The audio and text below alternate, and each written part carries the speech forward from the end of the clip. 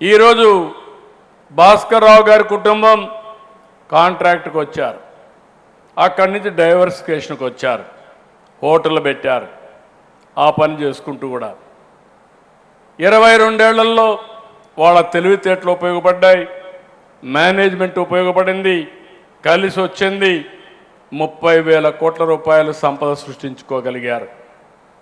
పేదవాడు పేదవాడిగానే ఉన్నాడు.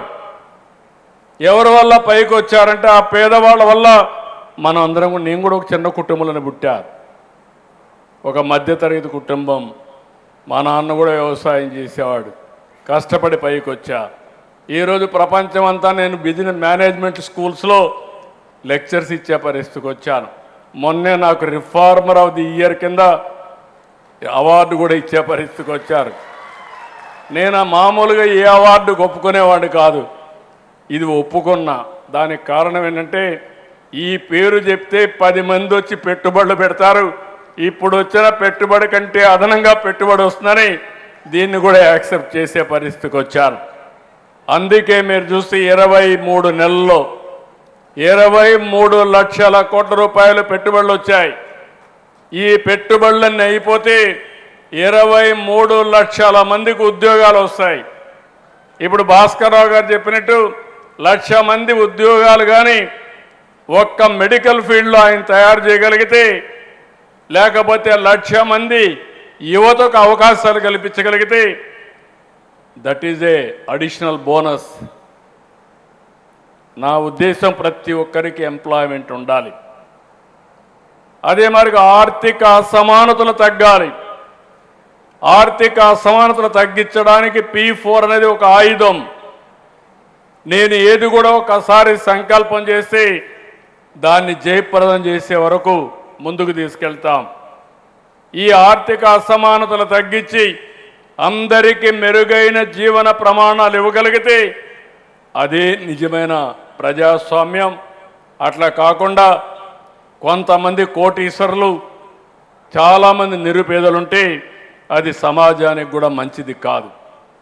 అందుకే భాస్కర్ రావు గారిని కోరుతున్నా, మీ హాస్పిటల్లో ఉండే వాళ్ళందరినీ సంపద సృష్టించడమే కాకుండా P4 కింద ఒక 5,000 10,000 కుటుంబాలు బయట వాళ్ళని అడాప్ట్ చేసుకొని ఆ 10,000 మందిని పైకి తీసుకురండి. అది నిజమైనటువంటి స్ఫూర్తి అవుతుంది. ఆ స్ఫూర్తిలో కూడా మీరు కూడా భాగస్వాములు కావాల్సిందిగా మనస్ఫూర్తిగా కోరుకుంటూ, ఇక్కడ రైతాంగానికి ఒక ఆఫర్ ఇచ్చారు, చాలా మంచి ఆఫర్ ఇది. రైతుల్ని శాశ్వతంగా గుర్తుండాలి, వీళ్ళ స్ఫూర్తిని మనం గుర్తుపెట్టుకోవాలి. ఇదే విధంగా అందరం కానీ వాళ్ళ స్ఫూర్తిని గుర్తుపెట్టుకుంటే మిగిలిన రైతులు కూడా ముందుకు వస్తారు. ఇంతవరకు ఎక్కడా ఈ ప్రయోగం సక్సెస్ కాలేదు.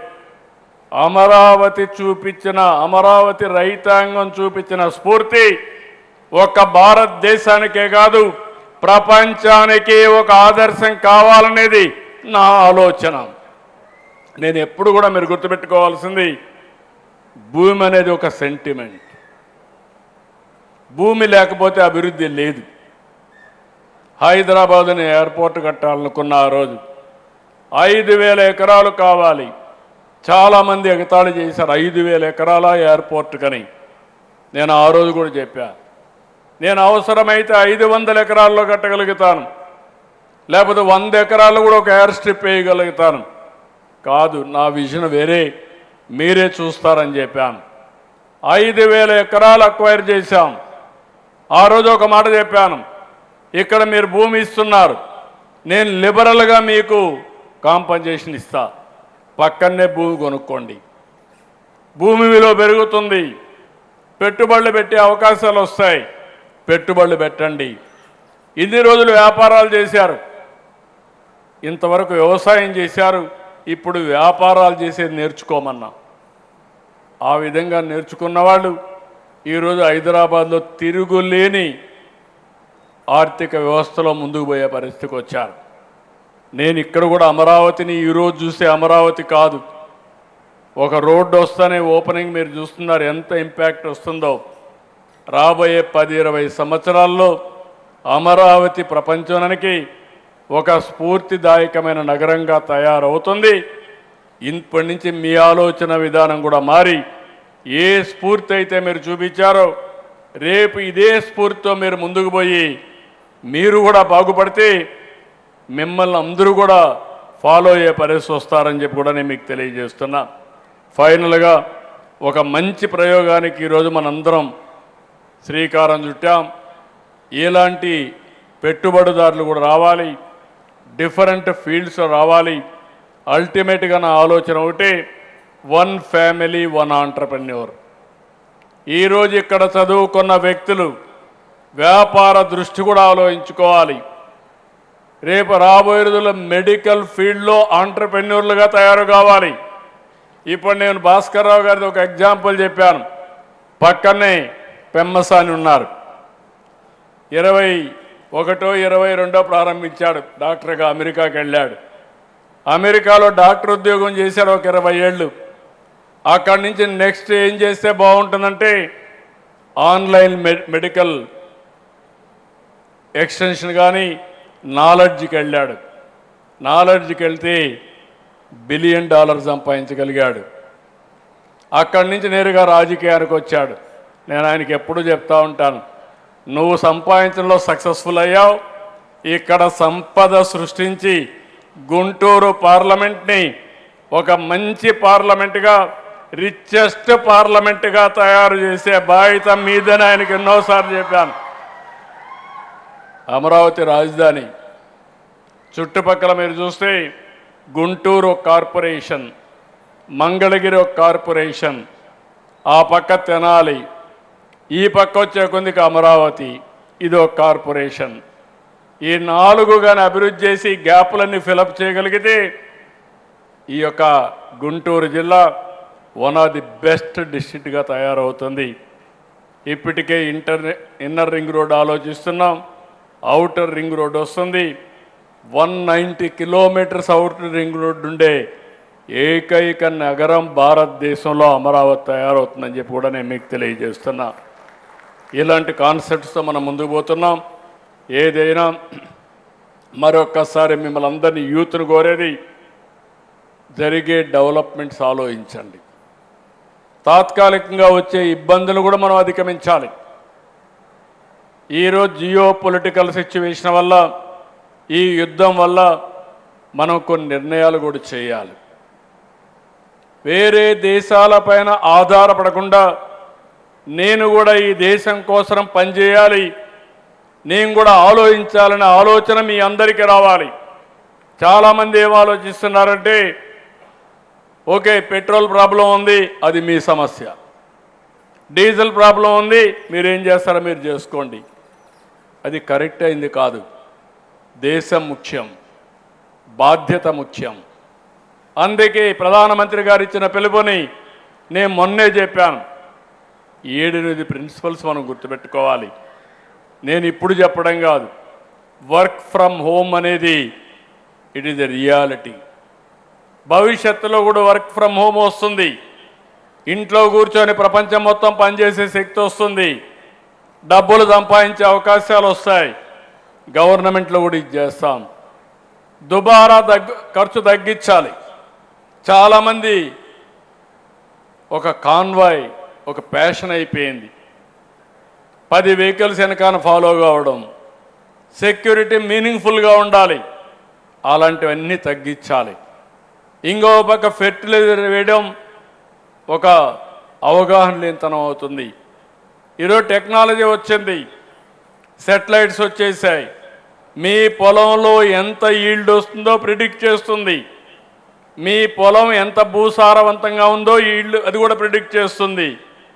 ఏ పంటకు ఎలాంటి మైక్రో న్యూట్రియంట్స్ వేయాలని చెప్పే పరిస్థితి వస్తూ ఉంది. అంటే ఇవన్నీ వచ్చినప్పుడు మనం ఫెర్టిలైజర్స్ వేయాల్సిన పని లేదు. యూరియా కన్జంప్షన్ తగ్గాలి. ఇంకో పక్క ఎన్నోసార్లు చెప్పాను, ప్రతి ఇంటి పైన సోలార్ పెట్టుకోండి, కరెంటు ఛార్జీలు కట్టే పరిస్థితి లేదు, పేదవాళ్ళందరికీ ఉచితంగా పెట్టిస్తాం. ప్రస్తుతం అయితే అందరికి కూడా 2 కిలోవాట్స్ వరకు 60,000 ఇస్తున్నాం. 3 కిలోవాట్స్ ఉంటే 78,000 ఇస్తున్నాం. ఎస్సీలకు ఎస్టీలకు ఉచితంగా ఇస్తున్నాం. బీసీలకి 20,000 అదనంగా ఇస్తున్నాం. మీరు ఇది పెట్టుకోగలిగితే శాశ్వతంగా కరెంటు ఛార్జీలు కట్టే పరిస్థితి లేదు. రైతులు ఉన్నారు, 22 లక్షల మంది రైతులు. మీ దగ్గర పొలంలోనే పంప్ సెట్ దగ్గర సోలార్ మేమే పెట్టిస్తాం, మీరు వాడుకోండి. ఆ కరెంటును మీరు అవసరమైతే మీ ఇంటికి కూడా వాడుకోండి. ఉండే లైన్స్ మీద ఇంటి దగ్గర మీ కార్లకి, ట్రాక్టర్లకి, సైకిళ్ళకి, స్కూటర్లకి ఛార్జ్ చేయండి. ట్రాన్స్పోర్టేషన్ కూడా ఫ్రీ అయిపోతుంది.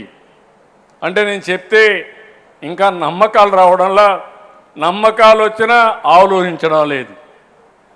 నేచురల్ ఫార్మింగ్లో 20 లక్షల ఎకరాలకు వెళ్ళాం, ఈల్డ్ తగ్గలేదు, ఆదాయం పెరిగింది. ఈ విధంగా మనం అన్ని రంగాల్లో మనం ఆలోచించే సమయం వచ్చింది. అన్నెసరీ ఎక్స్పెండిచర్, ప్రధానమంత్రి గారు ఇంకొక మాట కూడా చెప్పారు, ఫారిన్ టూర్స్ అన్ని కట్ చేయమన్నారు. తప్పకుండా కట్ చేయాలి.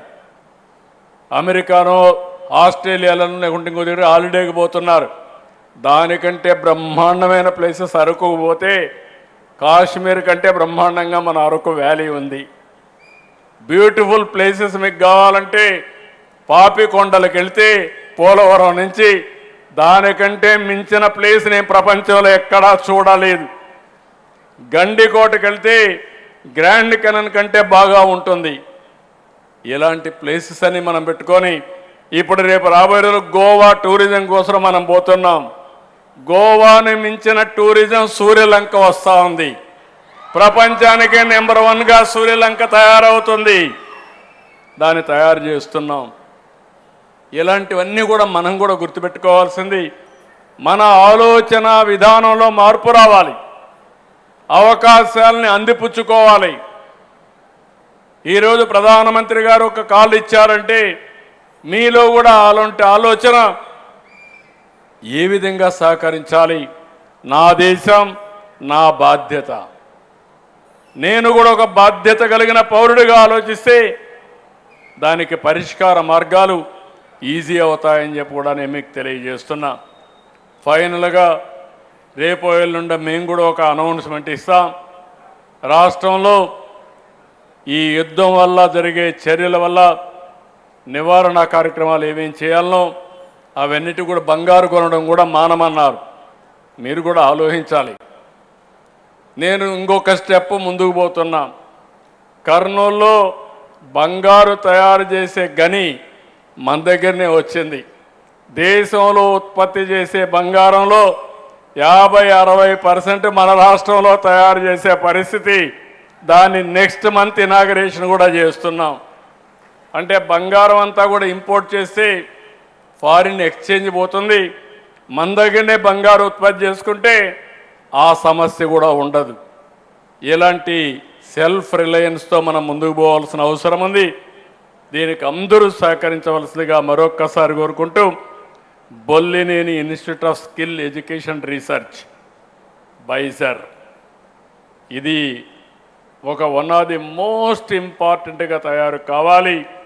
మీరు సంవత్సరం 1,00,000 మందికి 4-5 సంవత్సరాల్లో ప్రొడ్యూస్ చేసిన తర్వాత మీకు సత్కారం చేస్తా, అప్పుడు నేను రికగ్నైజ్ చేస్తా.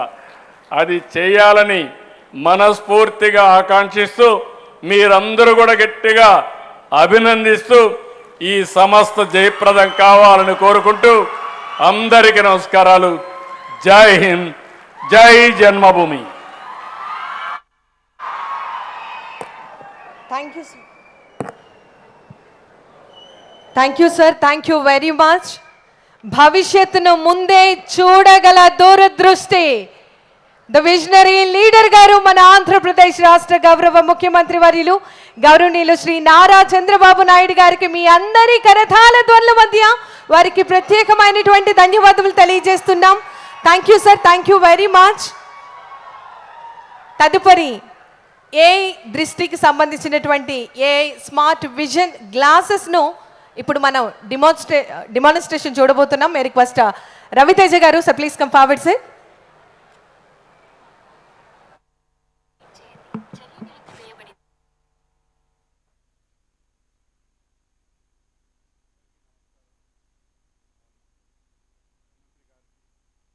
కిమ్స్ చైర్మన్ గారికి అందరికీ నా నమస్కారం సార్.